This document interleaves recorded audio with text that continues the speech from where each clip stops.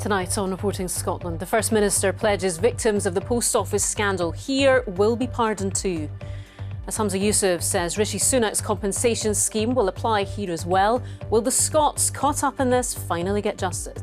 It was our livelihood, it was our living, our pride and joy. Doing that together as well, it was just, the strain on us was awful. Also on tonight's programme, trouble for Police Scotland's top brass.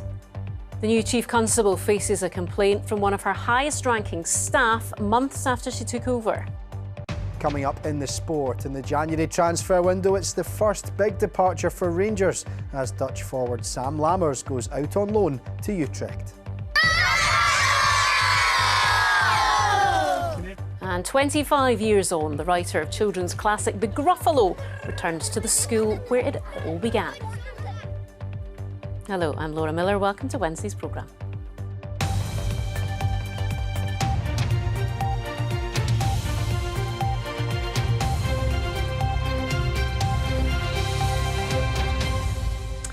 Their stories have been making the headlines for days, their personal tragedies ongoing for years.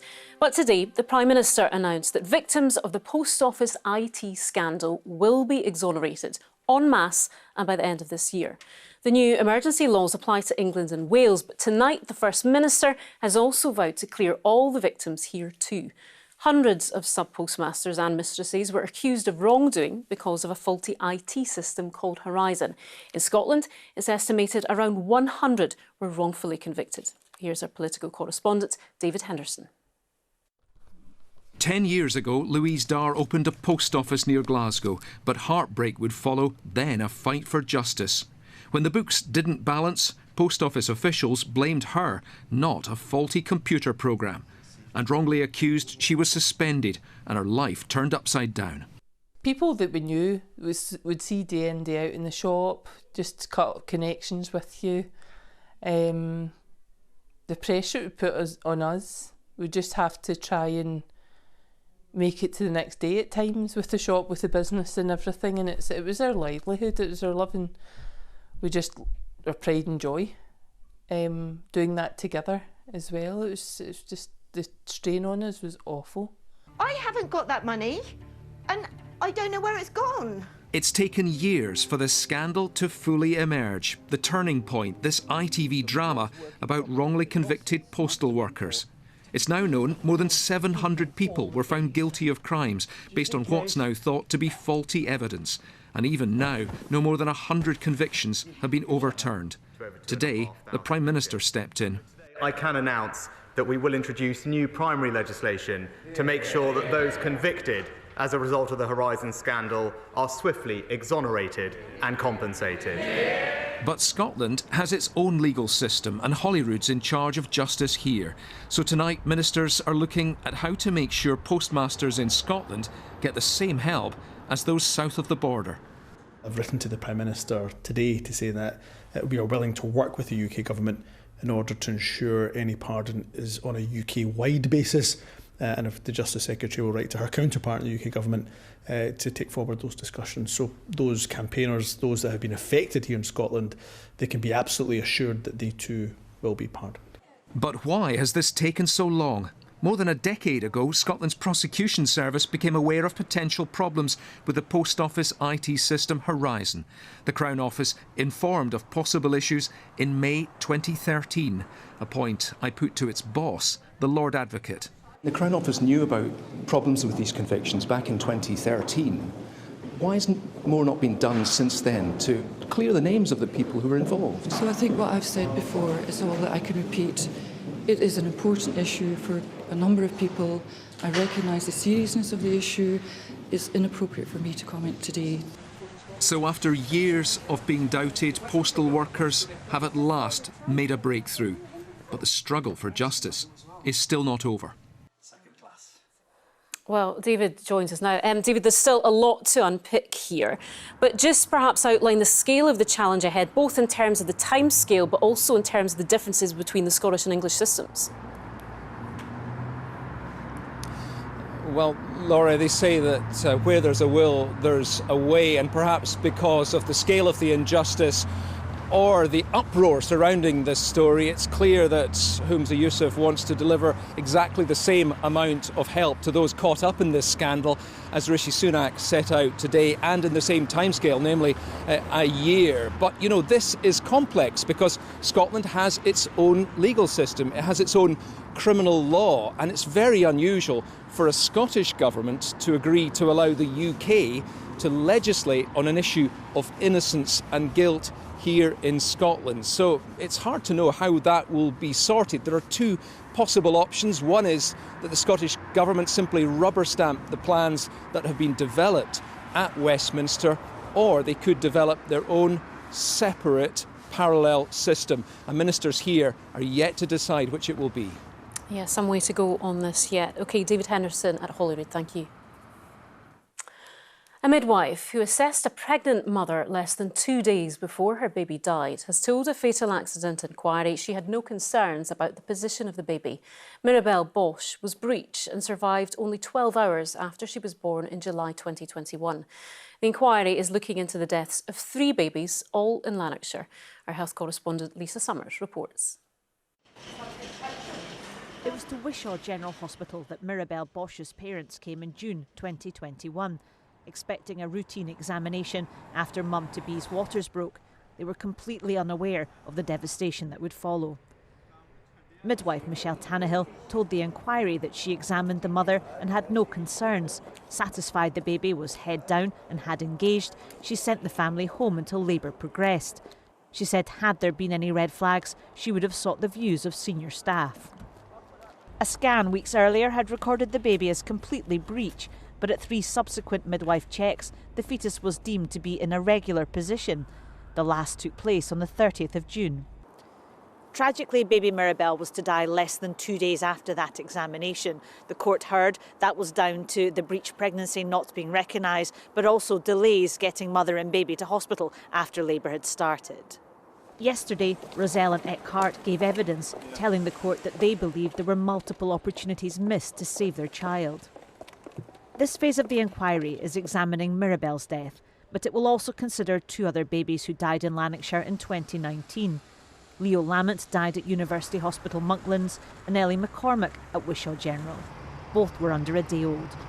The family's understanding, and from what they have been advised, is that there were potential defects in the system in that certain risk factors weren't highlighted in the way they could and should have been, and had the subsequent midwifery and obstetric staff been aware of those risks, a different course of action would have been taken and the outcome may well have been different.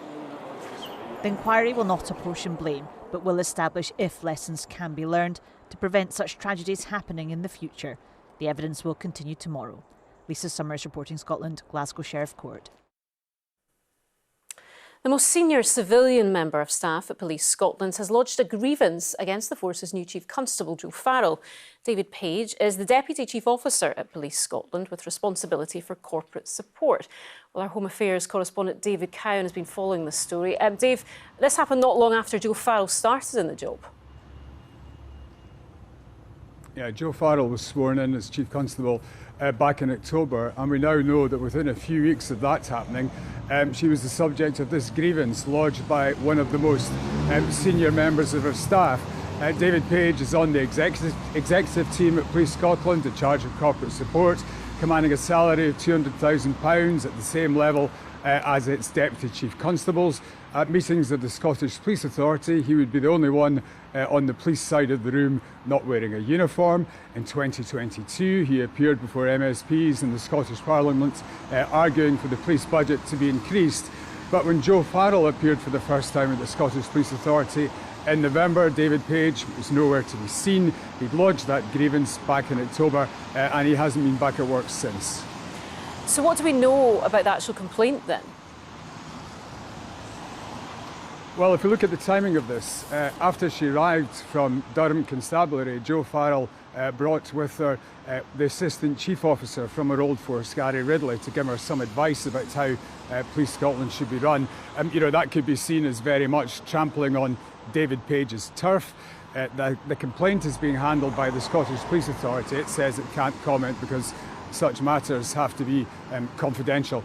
As I'm sure everyone will remember, Joe Farrell has already had to apologise for using a road policing vehicle to take her and Gary Ridley back to the north of England during Storm Babbitt in October. The complaint was lodged around that time. So, you know, it's another headache for her and the force. Talking to people today, it's clear that she divides opinion among senior officers. She has her supporters, she has her detractors. No one's suggesting her job is at risk, but clearly she has got off to a very bumpy start. OK, Dave, thank you. A fatal accident inquiry has heard a young woman who took her own life was not built for prison. Katie Allen died in Polmont Young Offenders Institution in June 2018. The joint inquiry has been set up to look at whether the deaths of Katie and 16-year-old William Brown in prison could have been prevented. Katrina Renton reports. Katie Allen was described by one of her personal officers at Polmont as lovely, easy to talk to, open and a positive influence on some of the other prisoners. Heather Morrison was one of Katie's 2 personal prison officers. She told the inquiry that she was unaware that Katie had a history of self-harming when she met her at first. She said Katie did later tell her about her alopecia. The inquiry heard Katie lost between 80 and 90% of her hair while she was in Polmont.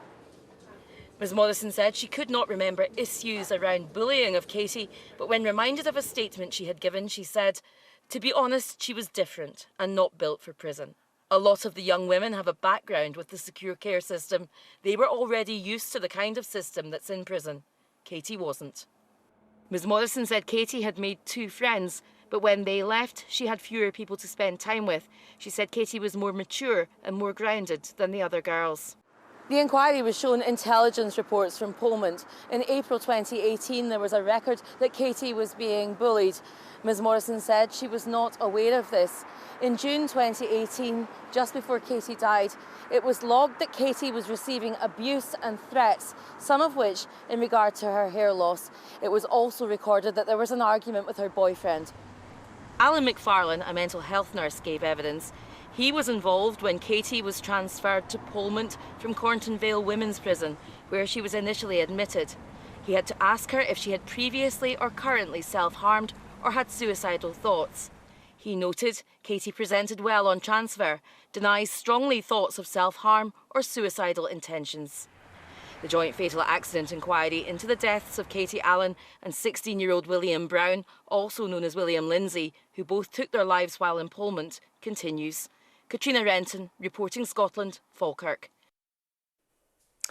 A trade union is exploring potential legal action against the house building firm Stuart Milne Group after it collapsed into administration on Monday with the immediate loss of more than 200 jobs.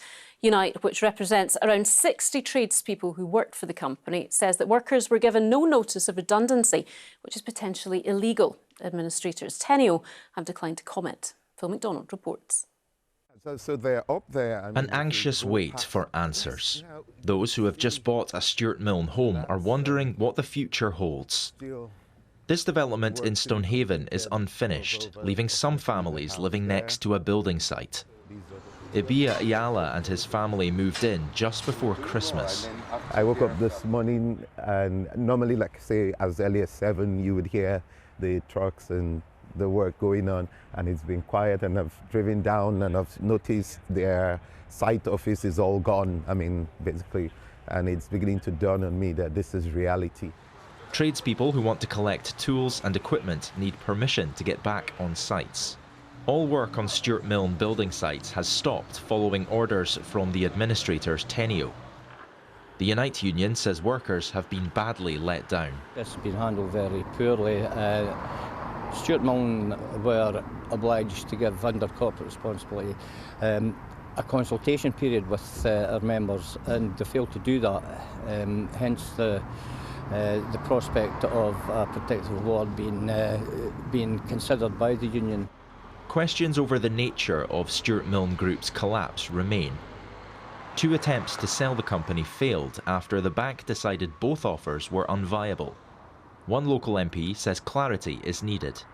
I certainly get the impression that it was the removal of the support by the bank that brought everything tumbling down. Taking Mr Milne at his word that there were 2 bidders out there, I think there are still some questions to be answered about why about why it wasn't felt that either of those potential suitors were able to take it on. Stewart Milne homeowners with snagging repairs have been told to speak to administrators. Recent buyers who are still to move in will be contacted directly. For those whose lives and livelihoods have been affected by the firm's collapse, the search for answers continues. Phil McDonald, reporting Scotland. Okay, let's get tonight's sport now with Lewis Irons. And I was looking ahead on your sports desk, and there's a sneaky mention of the one and only Taylor Swift. Yeah, quite unique, isn't it? We're seeing a lot of celebrities invest in football, but there could be some more. Tell us more, Lewis. Certainly shall, Laura. Thank you very much. Yes, hello there. Well, we'll get to that, but we'll start with some transfer news. Rangers forward Sam Lammers has joined Utrecht in the Netherlands on loan for the rest of the season. The 26-year-old Dutchman has scored twice in 31 appearances since moving to Ibrox from Atalanta in June. It's the first outgoing for Rangers this month, but their second piece of business in the window, following the arrival of Fabio Silva on loan from Wolves for the remainder of the campaign. Now, they've gone 25 games unbeaten in all competitions, sailing past a club record, and are 11 points clear at the top of League One. But Falkirk boss John McGlynn has urged his players to stay humble and not get carried away. They've defeated third-placed Cove Rangers 4-0 last night, with Callum Morrison scoring a double in front of a packed Falkirk Stadium. And this is how it leaves the table. McGlynn's team flying high. They are the only senior side in Scottish football yet to lose a league game as they move closer to ending a 5-year spell in the third tier. The players have been magnificent and they're so consistent in their energy levels. You know, for Saturday to play Tuesday night and to put that kind of shift in, we didn't make any changes in starting 11 and put the guys out again. And they're just playing with such belief and confidence right now, and momentum's up there. But we've got to stay humble and recognise there's still, you know, a hell of a long way to go. It's 25 games, but you want to try and make it as many as you can. As I said, it's a bit of motivation every time you go out there and step on the pitch. No, it's great. It's a great place to be. Everybody's enjoying their football. I think everybody at the club's happy. Now, we've seen Ryan Reynolds at Wrexham and Tom Brady at Birmingham, but could we see Taylor Swift put money into Motherwell? Well, the club will be hoping so after launching a campaign to attract external investment. Hi, are you the next Hollywood celebrity looking to get involved in football? Well, we've got a club that offers real bang for your buck. Along with trying to attract celebrity backing, the fan-owned clubs say they're hoping to increase the number of Well Society memberships and new sponsors, as well as show their work in the community. Their chairman Jim McMahon said the club are always looking for ways to do more and achieve bigger things. Rangers striker Jane Ross says she never thought of retiring despite several setbacks in her long recovery from an anterior cruciate ligament injury. Ross, who has more than 100 caps for Scotland, is now back in the starting lineup and hopes there can be more research into serious knee injuries to female players. Here's Sheila McLaren. After 17 months out, this is how it felt to be back. Jane Ross returned to action last month. And just 3 minutes after coming off the bench against Motherwell, the Rangers forward found the net. I was over the moon just to be back on the pitch again, to be honest, competing. I think, yeah, it was icing on the cake to score a goal with my first touch. I probably couldn't have written that, but yeah, it's amazing to be back, to be able to contribute to the team again. And yeah, I'm looking forward to the second half of the season and being able to help. Ross made her first start since the injury at the weekend, grabbing another 2 goals over Inverness in the Scottish Cup. It's been a long road back to recovery, but the 34-year-old never once thought of retiring. My whole mindset throughout it was I'm coming back, like I'm going to do this regardless of how long that takes me or whatever that may be. So yeah, as I say, I'm grateful that I've managed to get there. Just this week, Chelsea and Australia star Sam Kerr became the latest high-profile women's player to suffer the same ACL injury. It's obviously great to hopefully be doing more research into it and to be finding out, as I say, like maybe what factors play. It is such a complex injury that there are a number of things that they do think are playing a part in it, so hopefully they can kind of get a better understanding as to what it is. For Ross now, it's all about helping Rangers in their quest for silverware and enjoying her newfound love for the game. Sheila McLaren, reporting Scotland. Finally, to snooker's Masters, and John Higgins has been involved in a nail-biting match against Mark Allen at the Alexandra Palace in London. The Wizard of Wishaw led 3-1 at one stage, but Allen won the next 4 frames in a row.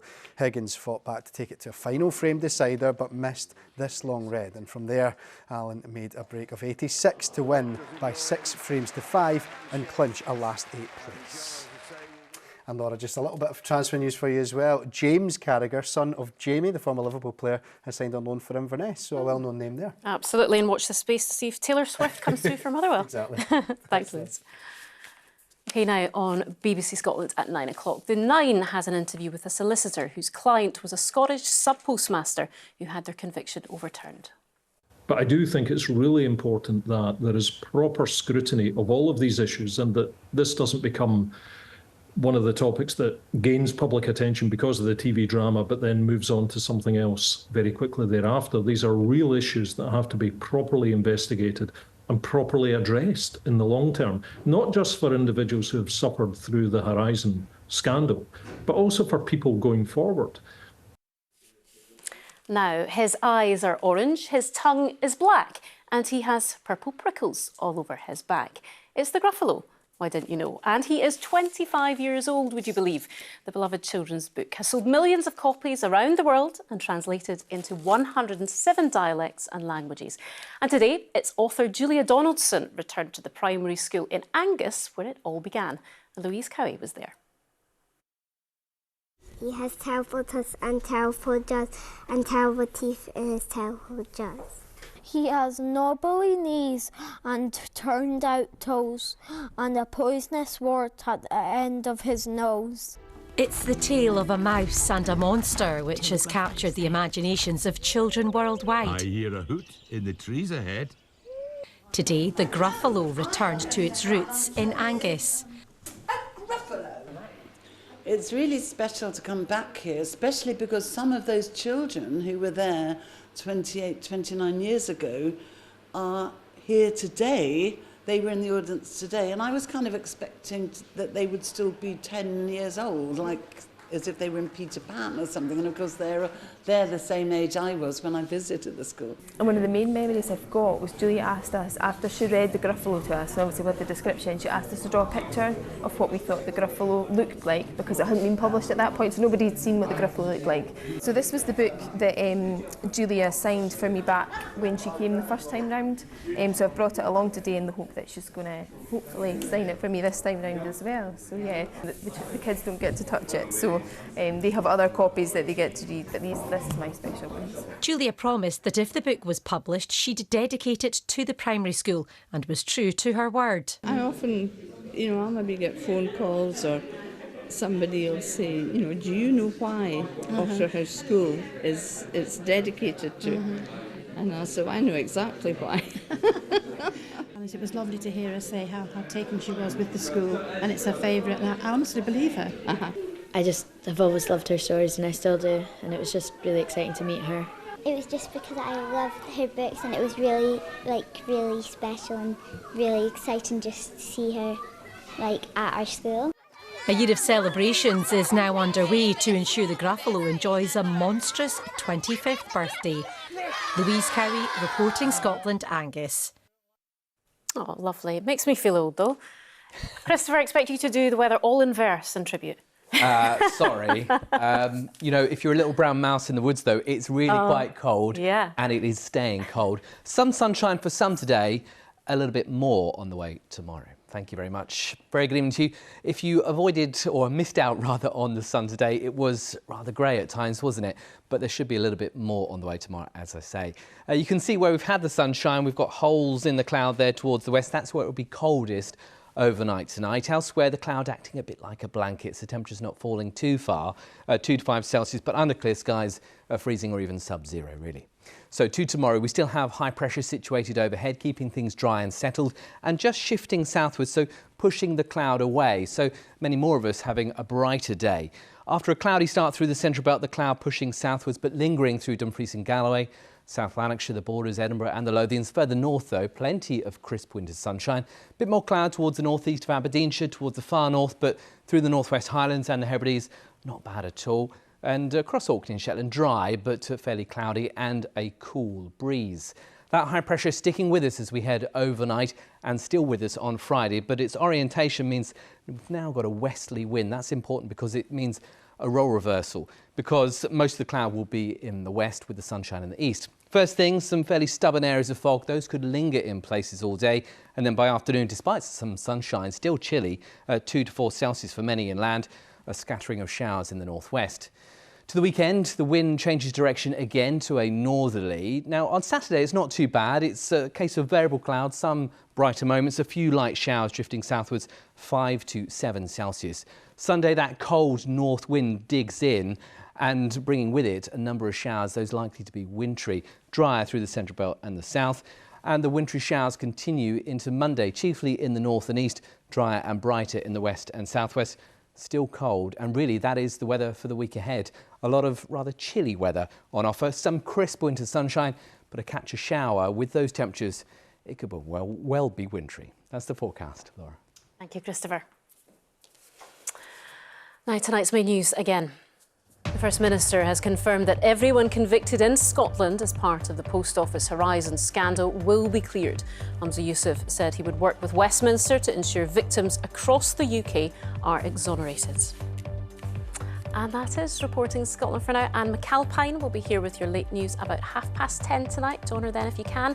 Until then, from everyone in the team right across the country, do have a very good evening. Good night.